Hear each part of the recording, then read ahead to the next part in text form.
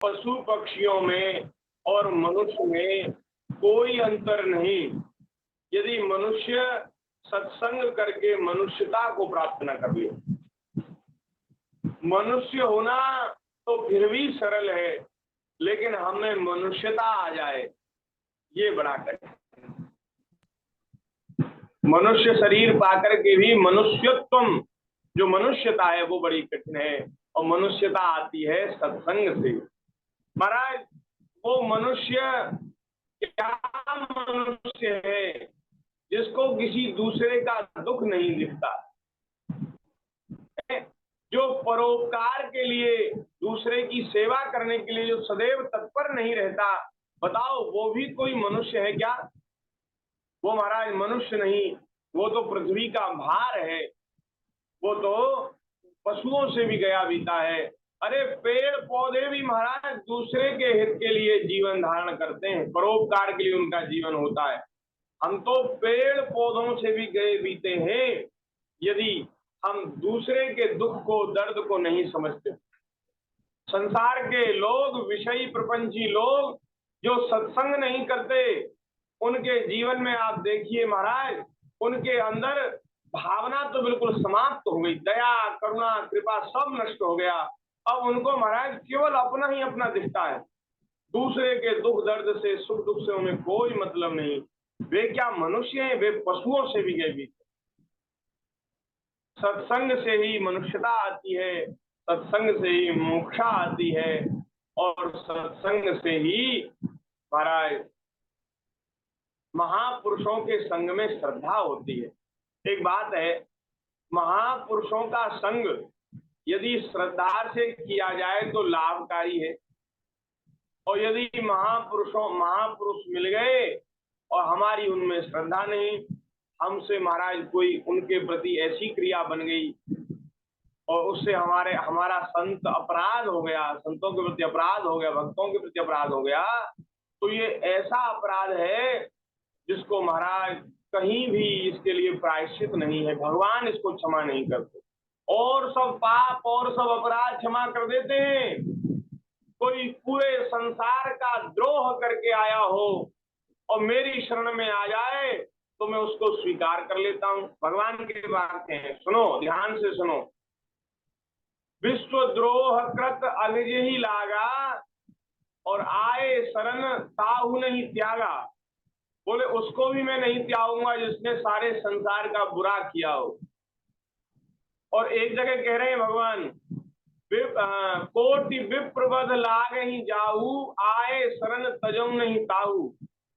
करोड़ों ब्राह्मणों की हत्या करके कोई आया हो, देखो कितना बड़ा पाप है, उस हत्यारे को, पापी को भी मैं त्यागूंगा नहीं। वो शरण में आ जाए तो उसका भी मैं त्याग नहीं करूंगा, उसको शरण में रख लूंगा।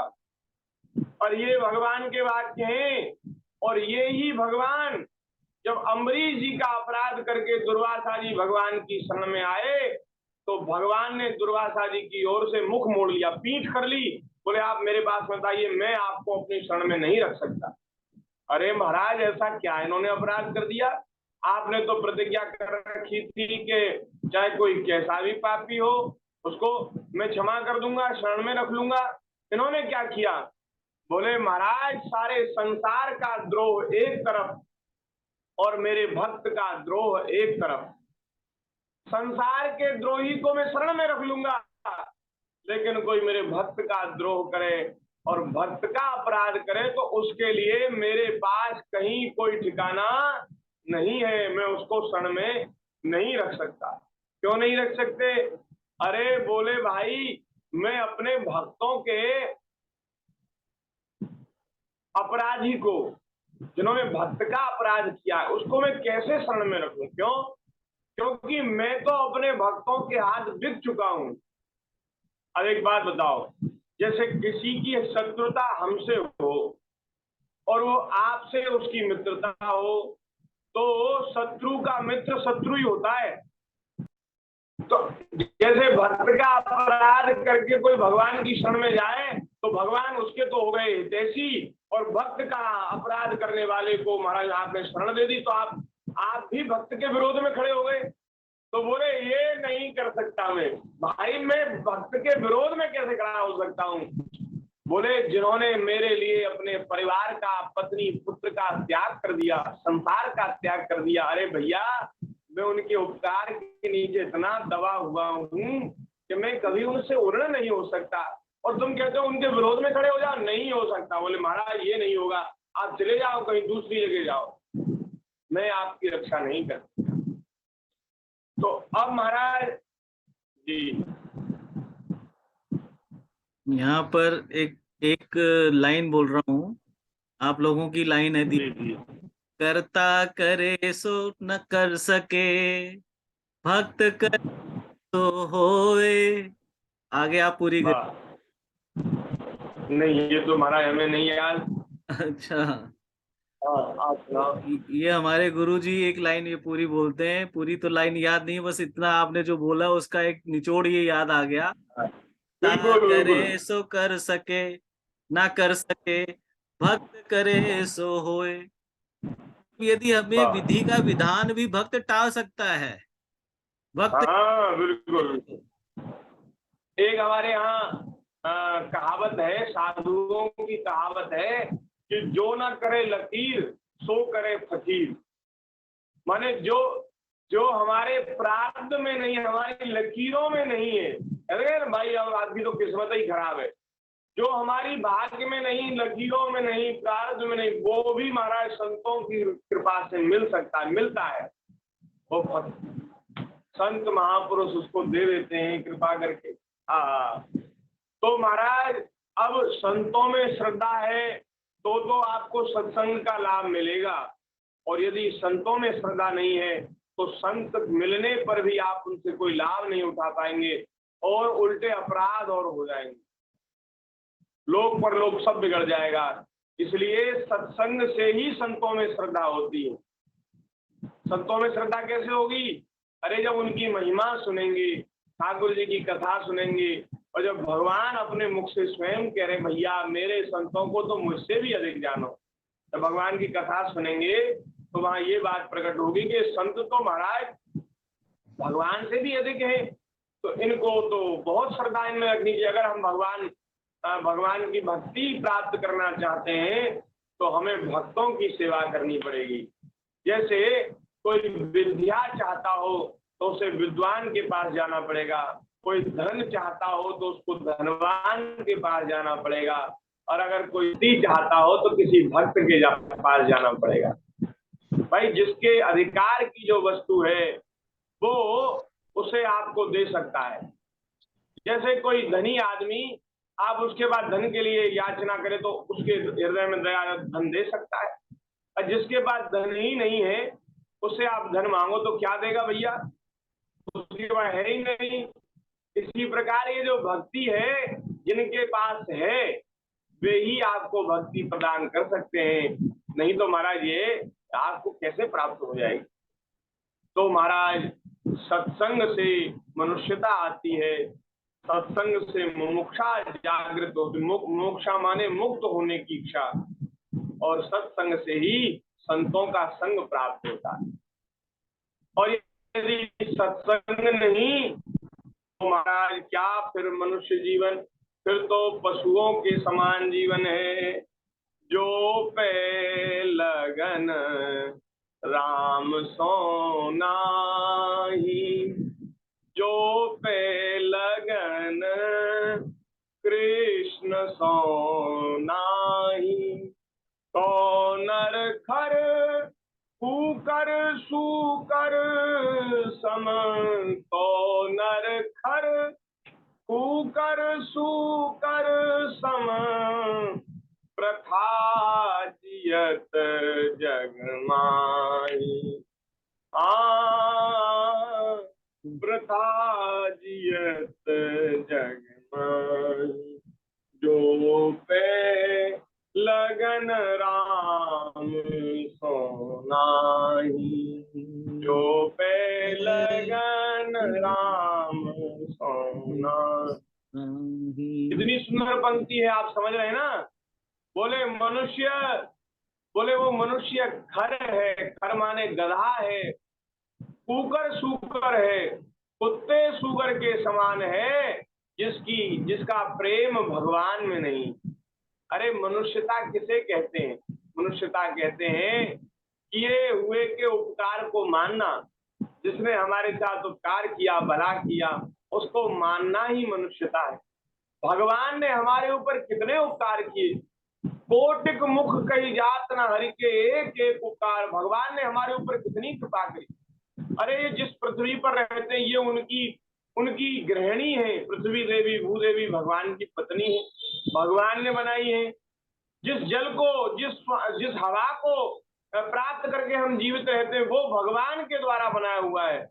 ऑक्सीजन का सिलेंडर लेने जाओ, कितने रुपए में मिलता है? जब कोरोना का काल आया था महाराज, ऑक्सीजन के सिलेंडर मिलते नहीं थे। तो ये ऑक्सीजन जो फ्री की हम रात दिन ले रहे हैं, इसका कुछ तो टैक्स भरो भाई, कुछ तो किराया दो।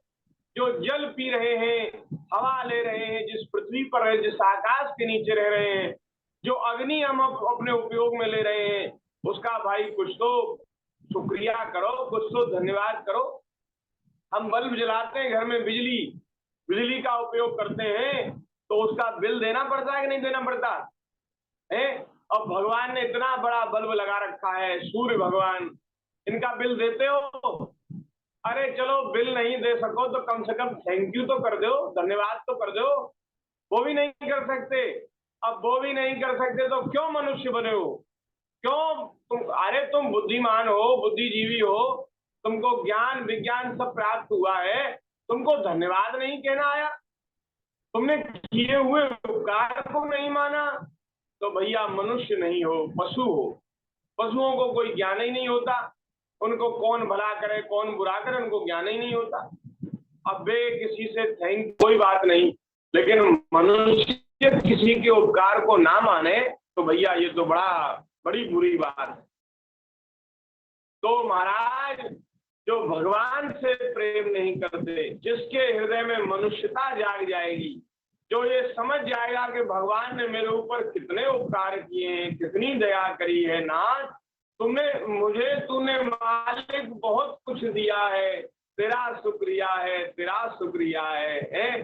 जब महाराज मनुष्यता जीवन में आएगी तो हृदय से भाव निकलेगा, उद्गार निकलेगा कि हे नाथ आपने कितनी कृपा मेरे ऊपर कर रखी है, कितनी कृपा। इसी को मनुष्यता कहते हैं। और जब मनुष्यता जीवन में आएगी तो भगवान में प्रेम अपने आप हो जाएगा। तो ये बात है, गोस्वामी जी का पद है, भैया जिनको भगवान में प्रेम नहीं, वो मनुष्य तो पशु है, गधे हैं, कुत्ते हैं, सूगर है, उनका जीवन व्यर्थ है, बेकार है। जो पे लगन राम सोनाई, जो पे लगन राम सोनाई। अब महाराज कुछ लोग गोस्वामी जी का विरोध करने लगे, उनसे कहने लगे महाराज आप इतने पढ़े लिखे लोगों को गधा बता रहे हो, सूगर बता रहे हो, कुत्ता बता रहे हो, जो भगवान का भजन नहीं करते, लेकिन है तो बड़े बुद्धिमान, उनकी संसार में बड़ी प्रतिष्ठा है और वे बड़े बुद्धिमान हैं, पढ़े लिखे समझदार हैं, और आप उनको बता रहे हो गधा। कैसे बता रहे हो? क्या प्रमाण है आपके पास? बोले हाँ हम प्रमाण देंगे, हमारे पास प्रमाण है। बोले क्या प्रमाण है, दो। तो गोस्वामी जी कह रहे हैं काम क्रोध मद लोभ नींद भय भूख प्यास सब ही के। काम क्रोध मद लोभ नींद भय भूख प्यास सब ही के। मनुष्यों में जो काम क्रोध मद लोभ नींद भय भूख प्यास होते हैं, बोले यही पशुओं में भी होते हैं, यही पशुओं में भी होते हैं। और महाराज ये पांच भौतिक शरीर हमारा है, पांच भौतिक शरीर ही पशुओं का है। जो आत्मा हमारे हृदय में विराजमान है वो ही आत्मा पशुओं के हृदय में विराजमान है, और वे ही गुण दोष उनमें भी हैं। तो भैया क्या अंतर रहा? एक अंतर है, हाँ ध्यान से सुनिए, एक अंतर है। बोले क्या अंतर है? मनुष्य देह की यही महिमा है कि इससे भगवान की भक्ति की जा सकती है। पशुओं के शरीर से कुत्ता, सुगर, गधा, घोड़ा भगवान की कथा नहीं सुन सकते, भगवान का नाम नहीं ले सकते, वे अपने कल्याण का विचार नहीं कर सकते, वे भगवान की भक्ति नहीं कर सकते। भाई यही बात है। और ये उपयोगिता, ये जो सौभाग्य है, ये हम लोगों को मिला हुआ है। पशु पक्षी ये काम नहीं कर सकते। बाकी वे भी खाते हैं, वे भी सोते हैं, उनको भी भूख प्यास लगती है, उनको भी काम विकार होता है, उनको भी क्रोध आता है, उनको भी लोभ आता है। सांप के ऊपर आप पैर रख दो, कितना क्रोध आता है उसको, क्रोध होता है उसको। हम लोगों को भी क्रोध आता है। हमारा लोभ, पशुओं को भी लोभ होता है। एक रोटी कुत्ते को खिलाओ तो कुत्ता पूंछ हिलाने लगता है कि और रोटी मिले, और रोटी मिले, उसको भी लोभ होता है। भय भी होता है, डंडा दिखाओ तो भाग जाते हैं जानवर, भय भी होता है। और महाराज नींद भी लेते हैं, भूख प्यास सब लगता है। केवल भैया आप मनुष्य देह की जो सराहना देवता कर रहे हैं, वो इसलिए कर रहे हैं कि इससे श्री जानकी वल्लभ का, श्री राधिका वल्लभ का भजन किया जा सकता है, प्रेम किया जा सकता है। 1 मिनट का समय बचा है। काम क्रोध मद लोभ नींद भय, भूख प्यास सब ही के,